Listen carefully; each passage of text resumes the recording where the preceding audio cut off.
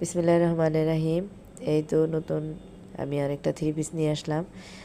এই ভাইয়ারা এই আপুরা আমার এই ভিডিওটা ধাক্কা দিবেন না, শুনেন একটু দেখে যান আমার এই ড্রেসটা কেমন হয়েছে, একটু দেখে যান প্লিজ, একটু দেখে যান আপনাদের কাছে কেমন লাগে। আর কমেন্টে আমাকে একটু বলবেন আমার এই ভিডিওটা কেমন হয়েছে।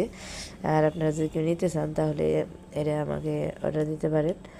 আর আমার এই কামিজের কাজগুলো কেমন হয়েছে, আমি সব রাইসের ইয়েগুলো আমি রতন কালার থেকে নিছি।